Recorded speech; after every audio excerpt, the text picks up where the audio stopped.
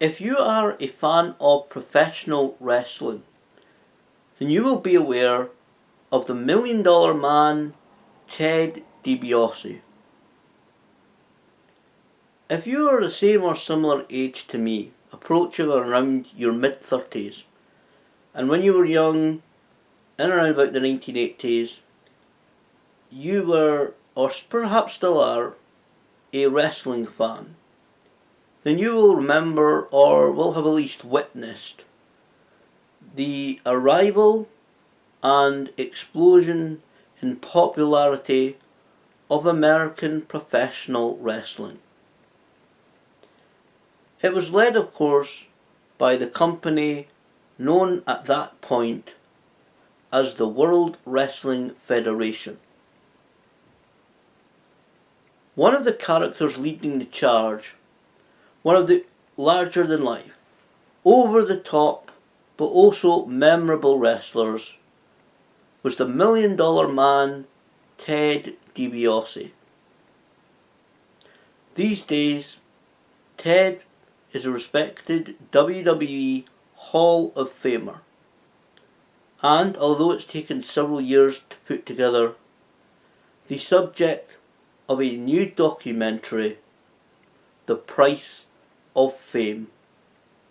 One of the questions that's been asked by a lot of people, and something that I wondered myself, is that why the WWE hasn't profiled the $1 Million Man. They've profiled many other superstars, legends, Hall of Famers, but Ted DiBiase has never received that treatment. Now, that is kind of corrected because independently, away from WWE, Ted and his sons, including Brett and especially Ted Jr., have helped create this documentary, The Price of Fame, about Ted's life and career. Finally, Ted's story is told.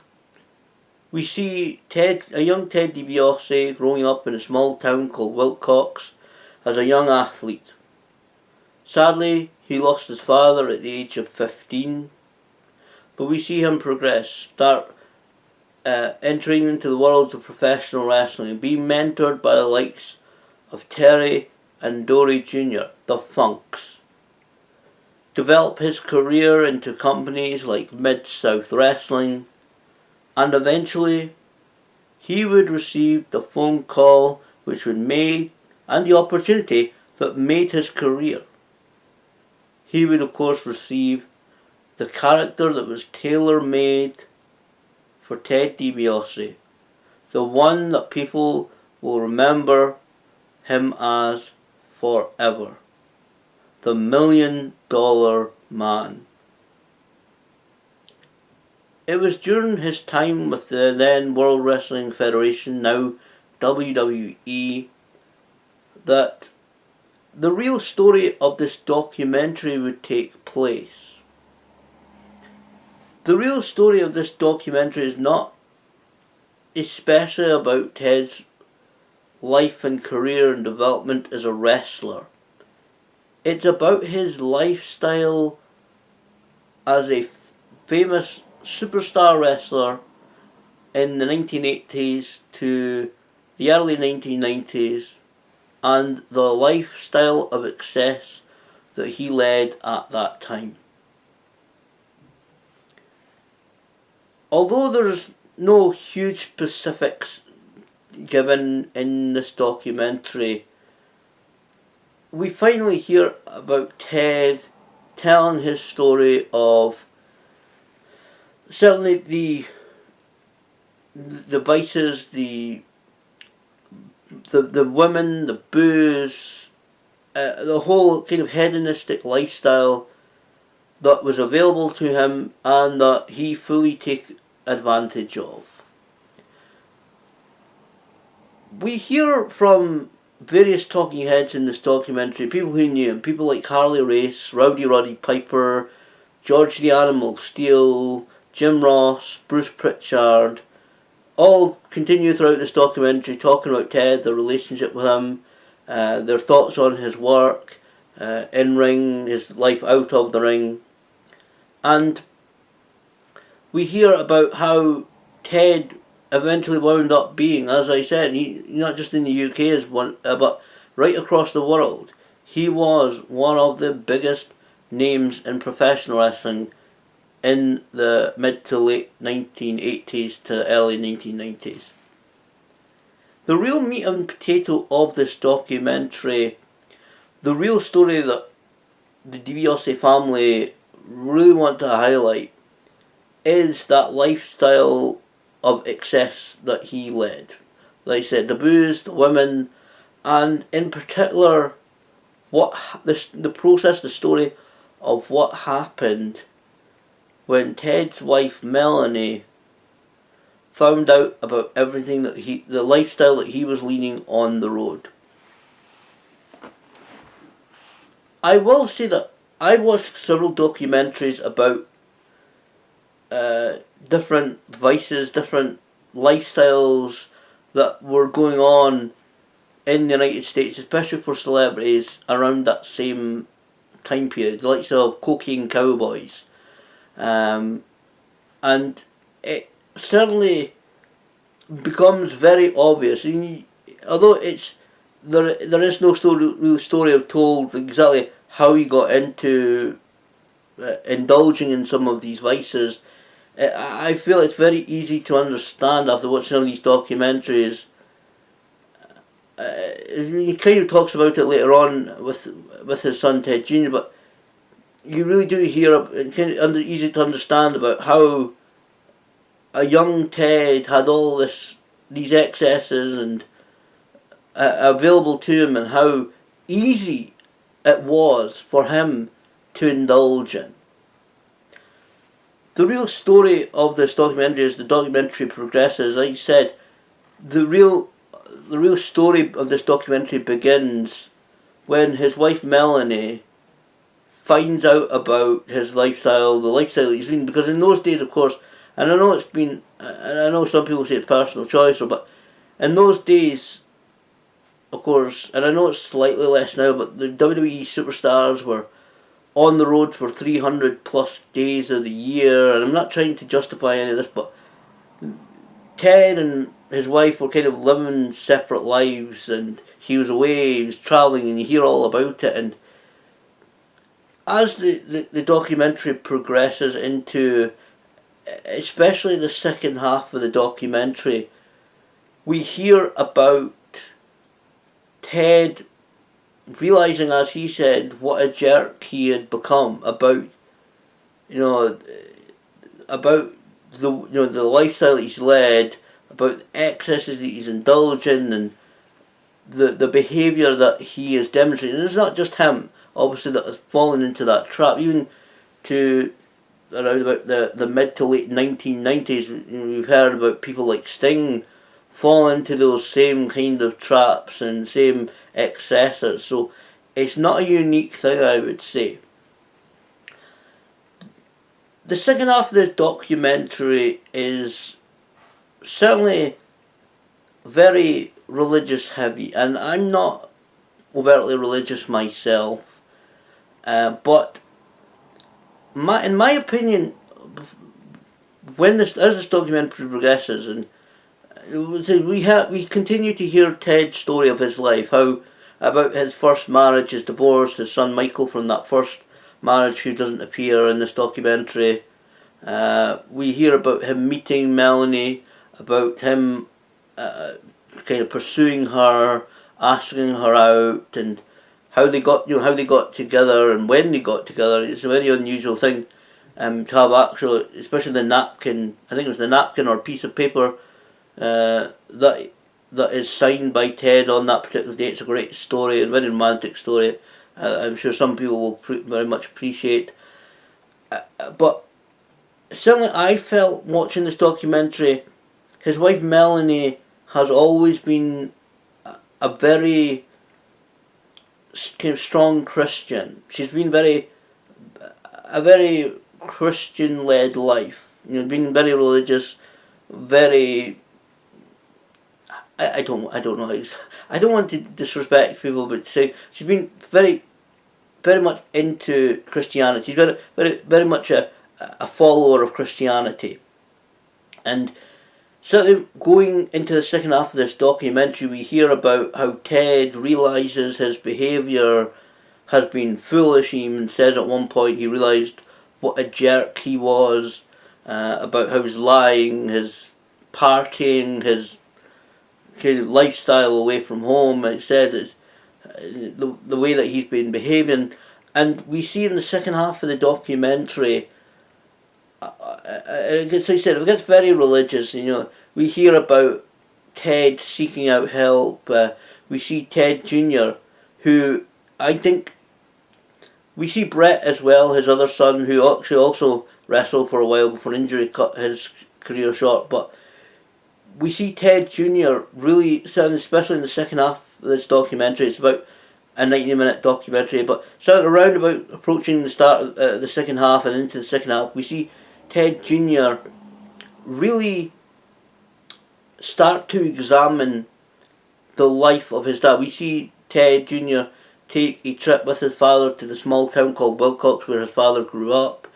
We see Ted Jr. travelling to the, I want to say Chicago, I think it's Chicago, to meet Pastor Hal. No, St. Louis, I think it is. St. Louis, I believe it may very well be. I think it's St. Louis. I've been watching too much stuff about Chicago today before I record this, but I believe it's St. Louis to meet Pastor Hal, who reached out to Ted when he met him, and they became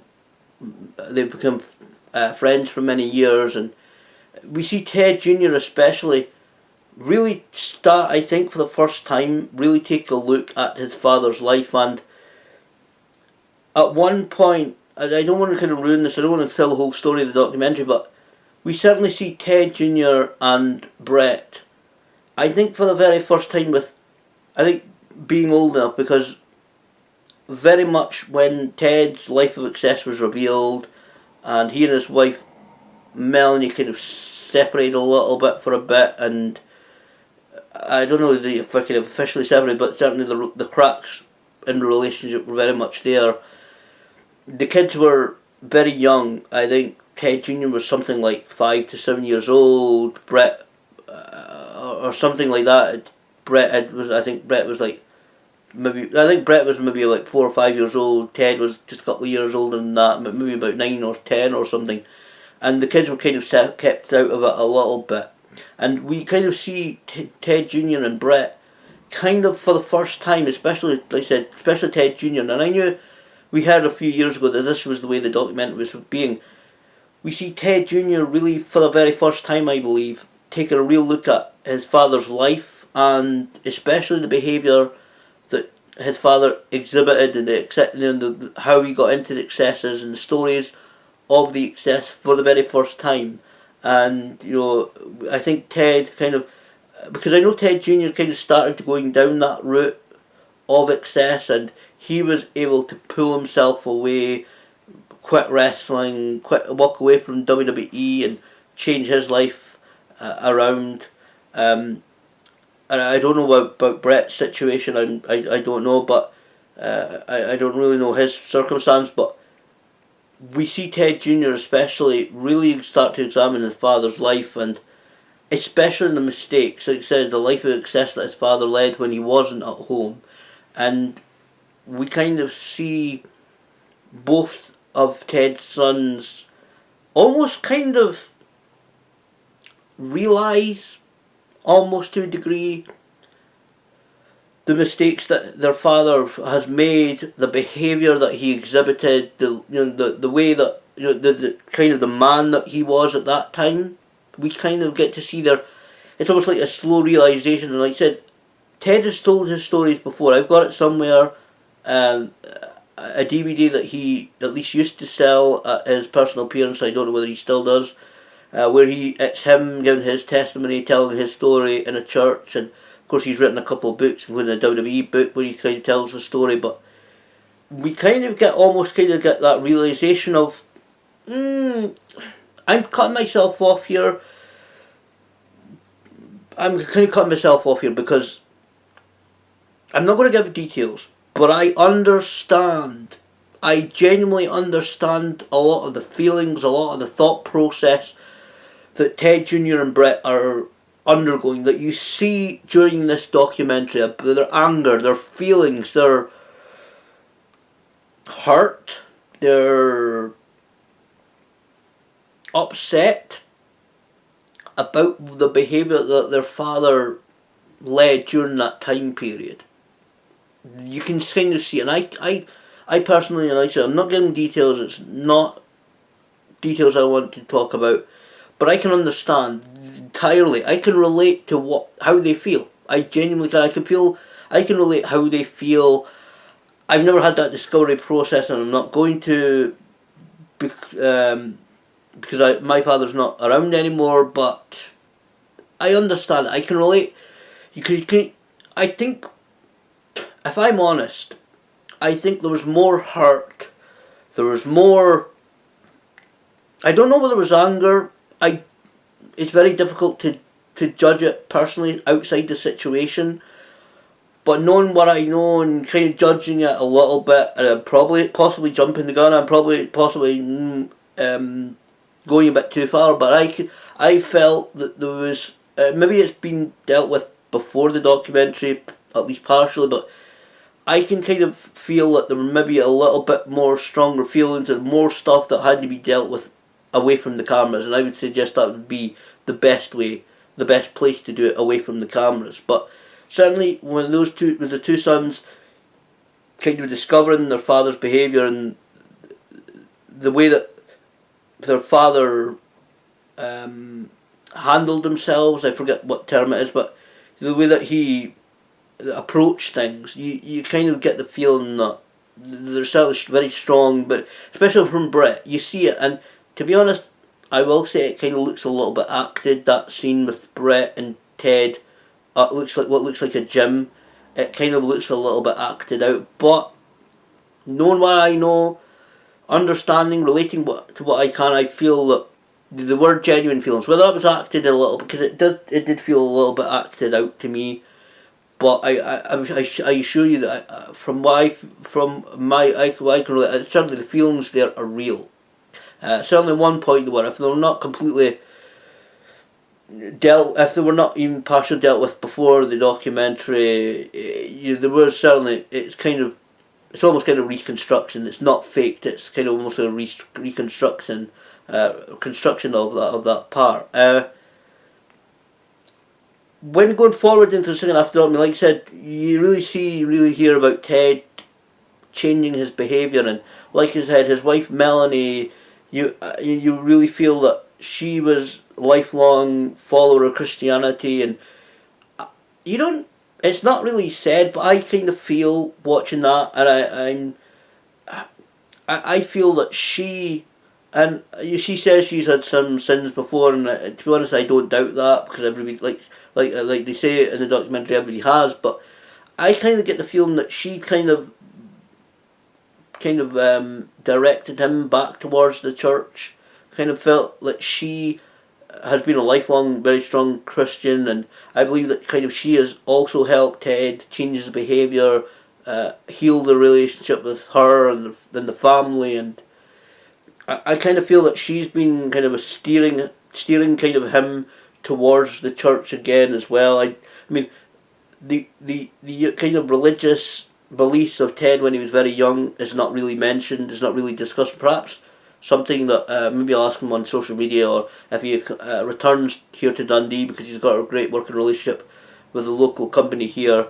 Maybe I'll ask him about that, about what he was, what his thoughts were when he was younger on things like religion, or what was his upbringing like that. It's kind of such as that. Maybe it was mentioned. I've only seen it once. I want to hear my raw opinions on this documentary, but certainly you see Ted change his behaviour, and it's great. It really is. You see, like I said, you hear from various people, and you hear their stories of how Ted changed his behaviour, and you really do hear, you really do see, and having spoken to Ted several on quite a few occasions, hearing stories about people who've dealt with him, whether it be local company or interviews and podcasts and everything, I truly do feel that he has changed his ways. He really has not. He's not the, as he put it, the jerk that he. He realised what a jerk he was, and he certainly changed that behaviour.